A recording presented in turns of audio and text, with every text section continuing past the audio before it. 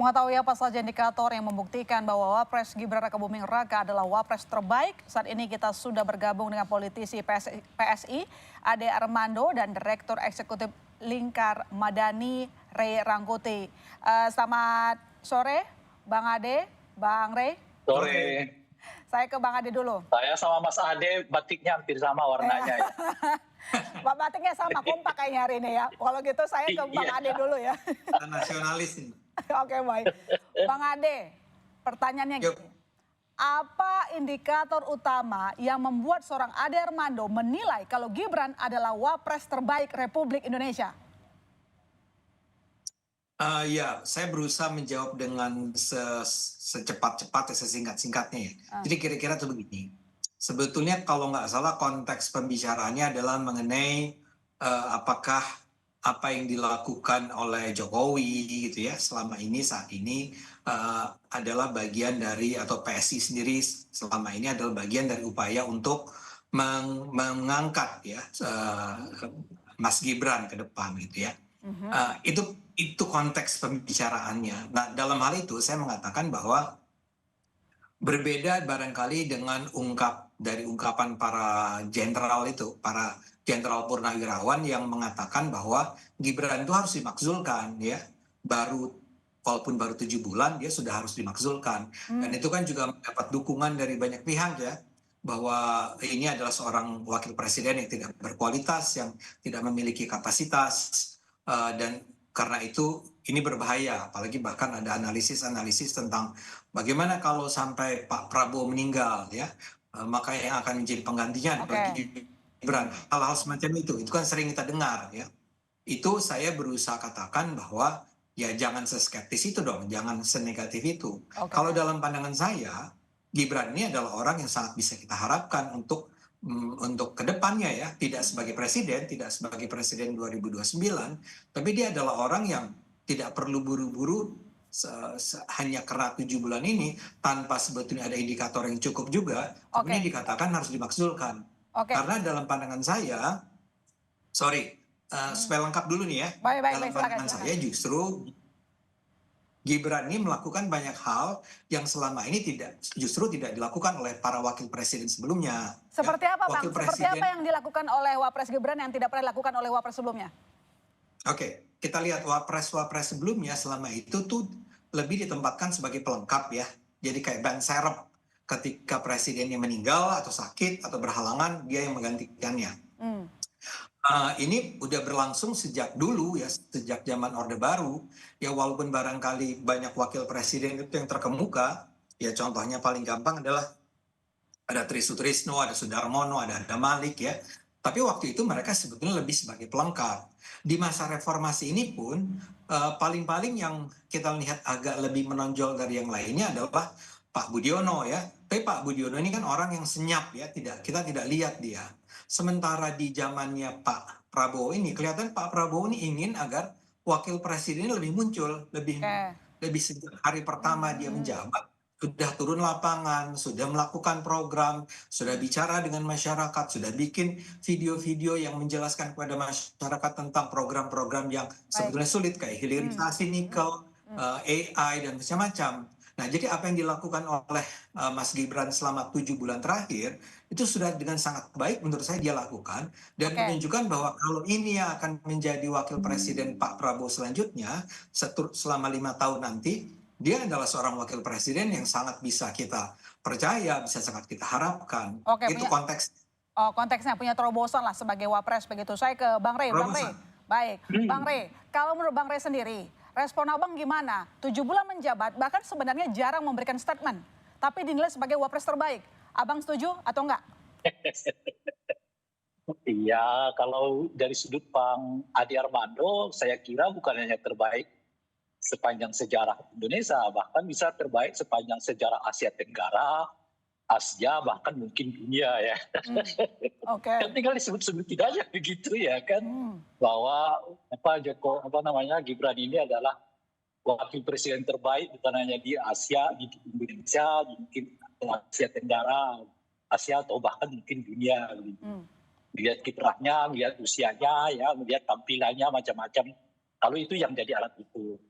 Jadi tentu kalau konteks itu Pak Bung Ade Armando ya nggak salah. Bahkan menurut saya, waduh kecil banget ya, cuma sepanjang sejarah Indonesia. Kenapa nggak disebutin Asia Tenggara, Asia bahkan dunia gitu loh sekalian. Jadi Bang Rey skeptis nih. Bukan skeptis. Tapi Gimana lagi menjelaskannya bahwa Gibran itu presiden terbaik ya dalam sejarah. Tapi saya kira tadi penjelasan Bung Ade Armando itu seperti meralat ya, atau setidaknya meluruskan persepsi publik terhadap apa yang beliau ucapkan sebelumnya. Bahwa yang dimaksud itu tidaklah seperti hitam putih begitu, kira-kira begitulah. Nah, tapi penjelasan itu juga saya menangkapnya, sebetulnya pemilihan Bung Ade Armando itu lebih banyak berdimensi politiknya gitu ya, ketimbang misalnya berdimensi objektivitas akademiknya. Gitu. Nah, kalau pandangnya politik ya itu yang saya sebut kenapa sih tanggung-tanggung, bilang aja sekalian wapres terbaik di dunia gitu, namanya juga politik ya. Gimana? Tapi kalau pertimbangan akademik objektif ya tentu kita bisa berdebat lebih panjang sebelum sampai pada kesimpulan bahwa Gibran itu adalah wakil presiden terbaik di Indonesia saat ini. Kalau tadi misalnya Bung Ade menyebut ya, dibandingkan dengan katakanlah wakil presiden yang sebelumnya, saya kira juga kategori-kategori itu tidak sepenuhnya bisa diiyakan gitu ya. Di zamannya Bung Hatta dulu misalnya pernah mengeluarkan surat maklumat X ya, yang bahkan itu menjadi tonggak dari rencana untuk melaksanakan pemilu tahun 49 tahun 46 kan saat itu gitu ya. Lalu kita mengenal ada Sultan Hamengkubuwono ya kan, ada kita mengenal tadi disebutkan ada Malik yang kita tahu dulu dengan jargon semua hal bisa diselesaikan kan, semua hal ada jalan gitu. Itu terkenal sekali dari ada Malik saat itu gitu ya, sehingga sebagai wakil presiden beliau sangat ikonik gitu ya. Lalu di zamannya reformasi ini ya selain Pak Budiono tadi disampaikan oleh Bung Ade, kita tahu juga JK ya salah satu wakil presiden yang dianggap yaitu banyak melakukan terobosan-terobosan di dalam pemerintahan selama beliau yang jadi belum apple to apple sama wapres kita yang sekarang gitu, Bang Rey? Enggak, kalau saya mengatakan tadi sudut pandangnya dari mana gitu. Kalau sudut pandangnya dari politik, ya itu tadi jangan tanggung-tanggung dong, nggak usah Indonesia, dunia sekalian gitu maksud saya. Gitu. Baik. Tapi kalau sudut pandangnya objektif, ya kita berdiskusi panjang dulu deh sebelum sampai pada kesimpulan bahwa Gibran ini adalah wakil presiden terbaik. Ya, Bang Ade, jadi Indonesia. Gitu. Baik, jadi Bang Ade, ini pujiannya dilontarkan objektif atau kepentingan politis saja seperti dibilang sama Bang Rey? Ya kalau saya objektif lah ya. Objektif. Saya kita ngobrol panjang lebar ya tentang ini. Karena menurut saya gini, ya misalnya saja tadi disebut beberapa nama saja lah ya. Pertama Bung Hatta ya. Bung Hatta itu kita harus ingat bahwa dia itu sebetulnya nggak lama sesudah dia diangkat menjadi wapres itu ya. Indonesia itu masuk ke dalam sistem demokrasi parlementer. Jadi yang memimpin Indonesia waktu itu adalah seorang Perdana Menteri yang berganti-ganti sampai tahun 56 ya. Dan ketika itu kita baca semua teks dikatakan bahwa ketika itu tuh Pak Bung Karno sama Bung Hatta itu lebih sebagai simbol. Dan itu yang dan belakangan Bung Hatta memang menyatakan dia mengundurkan diri aja deh dari posisi wakil presiden. Kemudian juga kalau dikatakan misalnya yaitu semua wakilnya Soeharto. Menurut saya semua wakil Soeharto itu tidak berdaya apa-apa di hadapan seorang pemerintah, seorang presiden yang sangat otoriter seperti Soeharto ya. Bahkan itu yang menyebabkan Sultan Hamengkubuwono nggak mau lagi menjadi wakil presiden karena menurut dia nggak bisa apa-apa berhadapan dengan Soeharto. Soeharto ini sudah semakin lama semakin korup menurut pikiran dia ya. Nah kemudian barangkali, saya mau kutip juga nih apa yang disebut oleh Denny Siregar ya di dalam Twitternya yang X-nya itu yang kemudian viral itu.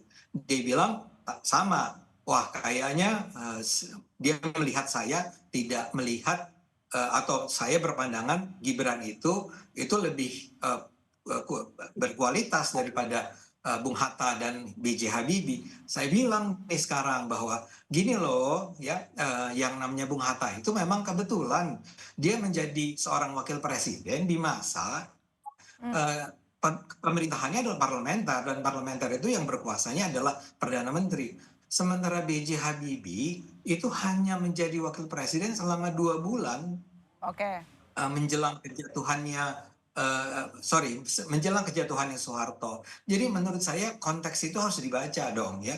Ya buat saya sih, saya nggak lihat Asia Tenggara. Saya lihat buat Indonesia sekarang ini, Mas Gibran ini adalah seorang wakil presiden yang sangat qualified, sangat baik ya. Itu pendapat saya memang. Dan saya merasa bahwa ini saya sampaikan secara objektif ya. Bukan sekedar politik, buat apa pula saya bermain politik dalam hal ini. Nggak ada untungnya juga kan. Ya. Jadi itu pendapat saya. Oke, Bang Rey, tapi sebenarnya ada nggak kira-kira tolak ukur untuk memberikan penilaian Nggak kepada ada pejabat tolak publik? ukurnya, Nggak semua ada. sekarang buat tolak ukurnya masing-masing. Bung Ade juga buat tolak ukurnya ya Nah, kan. tolak Dengan ukurnya Bang mengatakan Ade kepada wapres kita sekarang ini sudah oke belum? Tepat nggak? Baru 7 ya bulan jelas, soalnya. kalau cara pandang Bung Ade udah jelas kan. Ya Nah, memang kalau begitulah menurut Bang Rey gimana? Menurut Bang Rey gimana? Jelas ya tidak. bagi saya ya jelas tidak juga. Jangankan bagaimana menjadi wakil presiden terbaik lahir dari 2 peristiwa yang sangat tercederai kan. Satu peristiwa pengangkangan konstitusi, yang kedua dinasti politik. Ya kan? Nah, itu jadi kalau proses menjadinya saja sudah keliru ya kita tidak lagi berbicara dong apa tindak tanduknya sesudahnya gitu. Lebih-lebih contoh-contoh yang disebutkan tadi oleh Bung Ade, contoh-contoh di mana peran Gibran itu lebih karena Pak Prabowo memberi jalan. Betul. Gitu. Nah itu jadi artinya apa gitu? Artinya sih sebetulnya nggak beda jauh ini dari peran-peran wakil presiden yang dinafikan tadi oleh Bung Ade. Itu soal presidennya. Kalau sekiranya misalnya di zamannya Pak Jokowi, ya Ma'ruf Amin diberi peran lebih besar, boleh jadi peran beliau juga lebih besar lagi. Nah, salah satu peran beliau yang besar itu kan adalah menjadi pemimpin bagi penyelesaian pemberdayaan dan juga meningkatkan kesejahteraan masyarakat Papua. Yang sampai sekarang jabatan itu tidak dimiliki oleh Gibran. Bahkan untuk menjadi koordinator aglomerasi pun sampai sekarang belum disampaikan oleh Pak Prabowo. Bang Rey tadi menyinggung Jadi soal tugas-tugasnya. Bang Rey tadi kan menyinggung soal dinasti politik. Artinya menurut Bang Rey sendiri bahwa sejarah ini, dinasti politik ini justru membuat buruk citra seorang Gibran as Wapres? Ya, kalau prosesnya sebetulnya sudah tidak tepat, kita nggak lagi berbicara alirannya gitu. Yang hulunya aja udah keliru, apalagi di hilirnya gitu. Oke. Nah, jadi nggak tepat lagi kita sebetulnya. Tapi karena lah kita ikuti dulu alur berpikirnya Bung Ade begitu ya. Kita ikuti dengan mengomentari pertautan-pertautan yang tadi. Misalnya soal waktu, ya keliru. Masa dalam 6 bulan sudah yang lebih baik? Ya. Ya kan, sementara beliau menghindari. Kan Habibie cuma 2 bulan, misalnya begitu. Tapi dalam 2 bulan itu apa yang dilakukan oleh Habibie? Hatta kan cuma beberapa bulan, setelah itu parlementer kan. Ya. Artinya kita berbicara soal waktu gitu ya. Lalu disebutkan soal peran. Ya peran itu kan karena dimunculkan oleh presiden yang sedang berkuasa. Sehingga tidak tepat melihat misalnya peran Ma'ruf Amin gitu ya di periode kedua dari jabatannya Pak Jokowi. Oke, Bang Ade, gimana Pertanyaannya responnya? sih sebetulnya kenapa peran Pak Jokowi tidak begitu menonjol? Ya mungkin karena Pak Jokowi tidak beri peran itu. Kan argumennya begitu. Bahkan ketika nggak diberi peran itu pun, ya Pak Ma'ruf Amin masih sempat memimpin, yaitu peningkatan kualitas dan pemberdayaan masyarakat Papua kan. Yang itu sampai sekarang belum diterima oleh Gibran. Gibran ini ibarat bahasa yang simpel aja lah kita sebut, masih tukang gunting pita lah gitu. Belum ada sebetulnya tanggung jawab besar yang dibebankan kepada saudara Gibran. Ingat ya JK misalnya ketika Pak SBY berangkat ke luar negeri, dia diberi amanah untuk menjaga ekonomi Indonesia yang berujung pada kasus munculnya Bank Senturi misalnya kan. Saat itu kan JK sebagai salah satu pionirnya dan seterusnya. Gitu. Jadi intinya adalah menyebut Gibran sebagai wakil presiden terbaik dan tidak terbaik itu dengan kacamata sendiri-sendiri, ya silakan aja. Cuma yang menurut saya itu penilaian itu ya penilaian yang serba tanggung karena dasarnya tentang politik, nggak bisa dihindari, itu bukan politik gitu.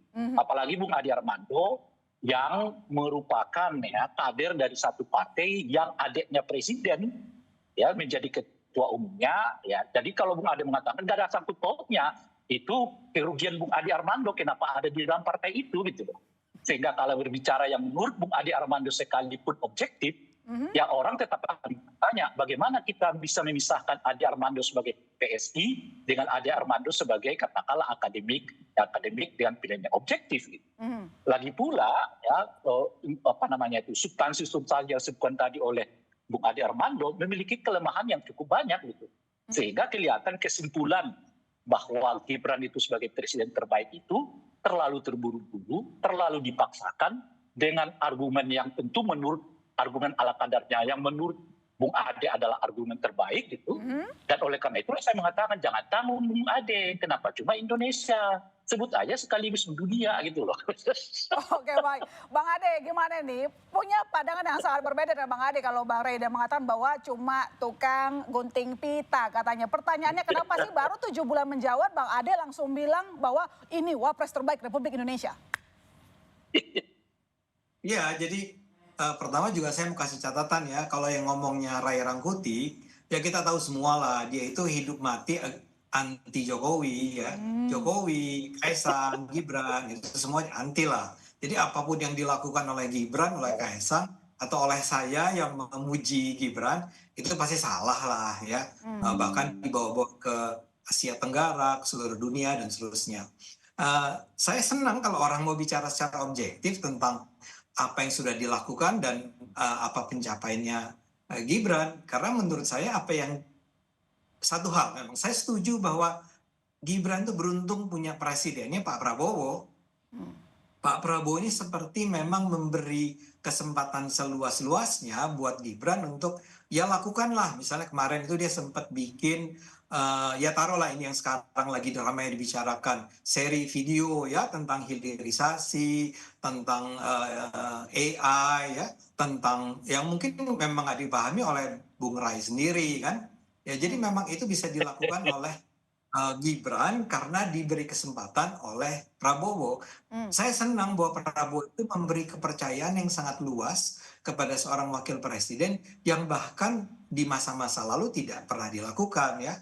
Sekarang misalnya kita lihat ke Pak Jokowi ya. Saya yakin kalau Pak Jokowi itu wakil presidennya adalah Mahfud MD ya, yang sebetulnya semula hendak dia pilih sebagai wakil presidennya, kondisinya akan lain, akan diberi ruang yang lebih luas bagi Pak Mahfud MD untuk muncul. Tapi kan waktu itu partai-partai politik yang panik ketika Mahfud MD akan dipilih sebagai seorang wakil presiden, makanya ditekan agar jangan sampai Mahfud MD. Jadi muncullah Pak Ma'ruf. Pak Ma'ruf Amin ini penting karena kemudian gara-gara itulah barangkali kelompok-kelompok Islam ini tidak lagi bersemangat untuk menyerang ketidakislamannya Pak, tuduhan ketidakislamannya Pak Jokowi tidak terjadi kan.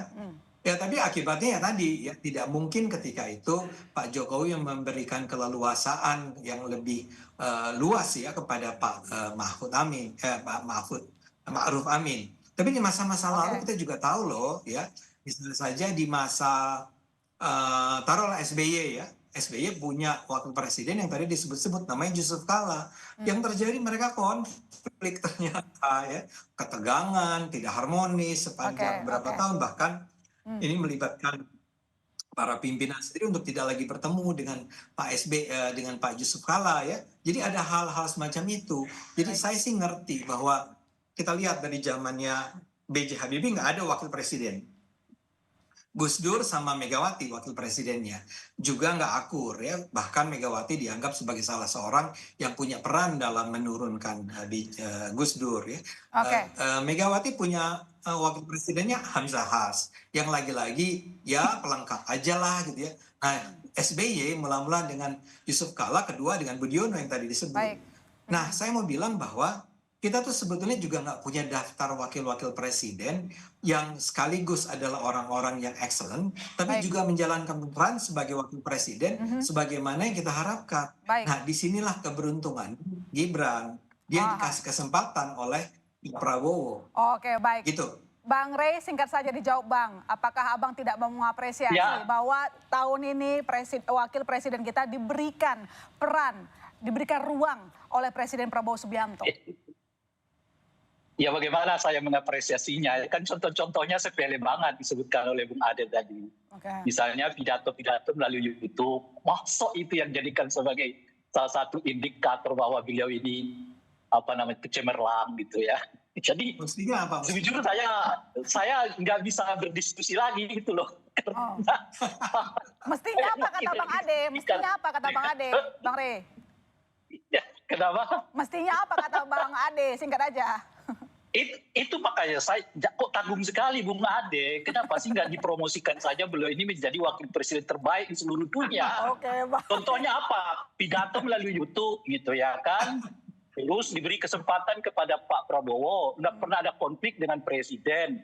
Itu lalu apalagi kemarin ke Karo pidato soal hilirisasi menyan gitu ya kan, apalagi gitu ya.